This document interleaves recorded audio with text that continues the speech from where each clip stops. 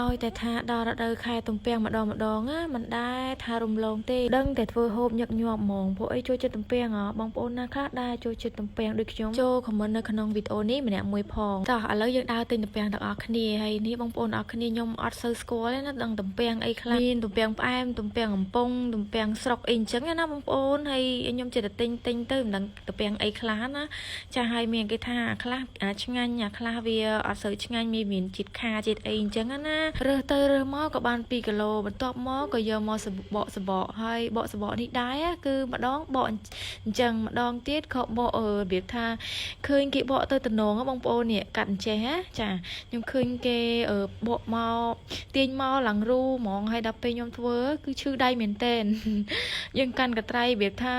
អត់ដូចគេណាបងប្អូនចាយើងបកទៅនេះបកអញ្ចឹងបកមូ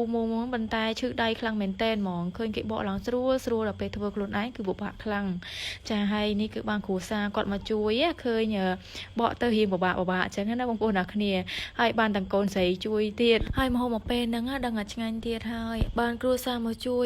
ឥឡូវគាត់បានមកជួយឆិតទៀតណាបងប្អូនអ្នកគ្នាដោយសារថ្ងៃហ្នឹងដែររៀងតនេអញ្ចឹងហើយក៏ជួយធ្វើសឡម្នាក់ម្ដាយមួយជើងអញ្ចឹងណាហើយក៏ជួយឆិតជួយអីអញ្ចឹងទៅដើម្បីឆាប់បានហើយបានហូបទាំងអស់គ្នាពេលខ្លះមហូបណាដែរថារៀងពិបាកធ្វើក៏ដោយឲ្យតែបានជួយធ្វើម្នាក់ម្ដាយម្នាក់មួយជើងអញ្ចឹងណាគឺមហូបហ្នឹងដឹងតែឆាប់ហើយលឿនហើយក៏បានមហូបហ្នឹងឆ្ងាញ់ទៀតចាឥឡូវនេះក៏យើងបានមកចិត្តទំពាំងរបៀបថាចំណិតតូចអញ្ចឹងណាបងប្អូនចំពោះទំពាំងនេះដែរយើងអាចធ្វើបានជាច្រើនមកទំពាំងអាស័យណាបងប្អូនគឺអាស័យយើងអាចយកទៅធ្វើឈើទល់ចកាទល់អីអញ្ចឹងធ្វើលបង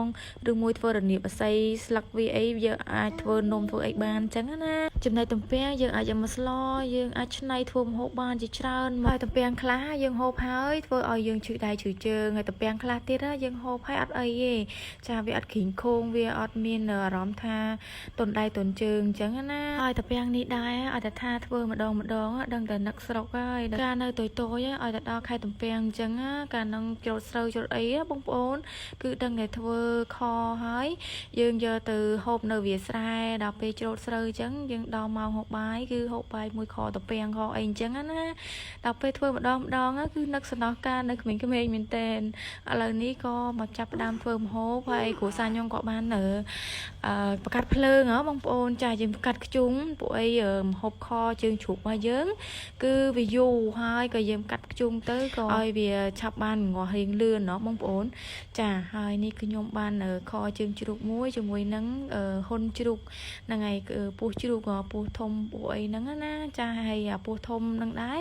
គឺយើងអត់មានកាត់វាជាកង់ទេយើងទុកវាទាំងមូលចឹងតែម្ដងដល់ពេលវាឆ្អិនស្រួលយើងយកកាត់ហូបជាមួយនឹងទឹកត្រីបងប្អូនអរគ្នាជាលក់ទឹកត្រីផ្សេងហ្នឹងហើយអញ្ចឹងហើយគឺខ្ញុំអត់កាត់ទេយើងដាក់ទាំងមូលចឹងតែម្ដងហើយថ្ងៃនេះដែរគឺខ្ញុំអត់បានដាក់ពងទាចូលទេណាចាហើយឥឡូវយើងក៏ចាប់ផ្ដើមដំខ្ទឹមហើយខ្ទឹមនេះគឺយើងដំអត់បាច់បកសបកចេញទេដើម្បីវាឈ្ងុយបងប្អូនហើយយើងដាក់ឆ្នាំងដាក់អីទៅចាចំពោះវិធីធ្វើរបស់ខ្ញុំដែរគឺខ្ញុំ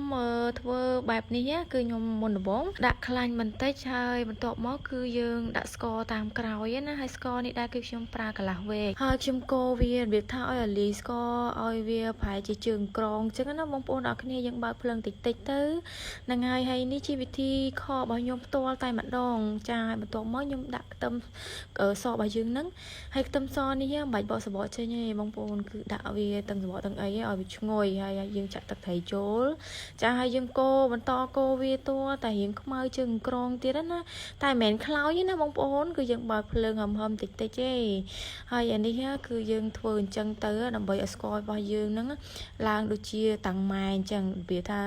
ទៅចង់ដូចតាំងម៉ែណាធ្វើបែបនេះធ្វើឲ្យម្ហូបរបស់យើងហ្នឹងក៏ហមល្អមែនតែនតែម្ដងមើលទៅគួរឲ្យចង់ហូបហើយនេះគឺខ្ញុំបានដាក់គ្រឿងតិចណាគឺខ្ញុំបានដាក់គ្រឿងខ្លះៗនិងម្រេចគឺយើងដាក់ឲ្យវាឈ្ងុយជាមួយនឹងគ្រឿងហ្នឹងណាហើយក៏បានចាក់ជាមួយនឹងសាច់របស់យើងចូល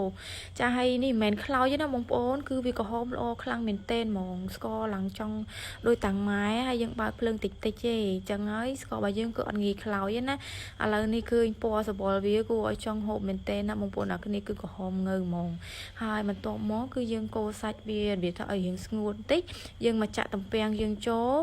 ហើយទំពាំងនេះដែរគឺយើងមិនទាន់បាច់កូរវាខ្លាំងទេចាយើងចាក់ទឹកថែមក៏ចាប់ដើមរងាស់វាតែម្ដងហើយនេះខ្ជូងបងប្អូនអ្នកគ្នាដុតពងអសោហើយយើងមកចាប់ដើមដាក់ខ្ជូងវិញ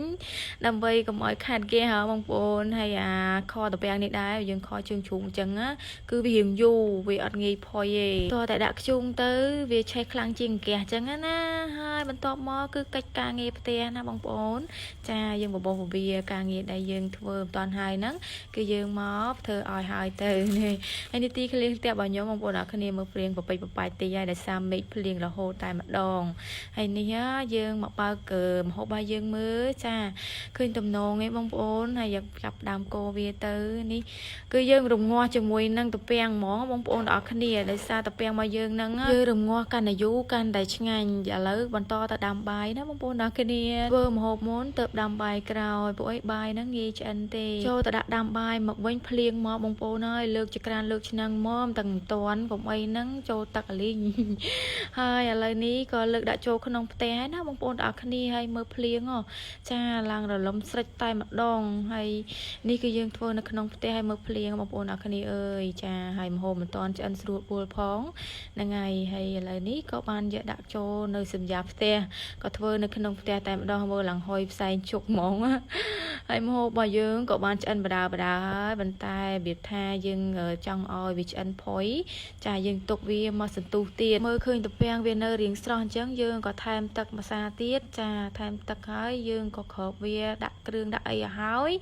ចាបន្ទាប់មកគឺយើងថែមខ្ជូងថែមអីដាក់តែមកពុះទៀតគឺយើងបានញ៉ាំហើយបន្ទាប់ពីថែមខ្ជូងរួចមកសន្ទុះម្ហូបរបស់យើងក៏បានឆ្អិនរួចរាល់ហើយណាបងប្អូនហើយក៏លើកយកមកហូបចាលើកម្ហូបរបស់យើងក៏បានឆ្អិនរួចរាល់ហើយ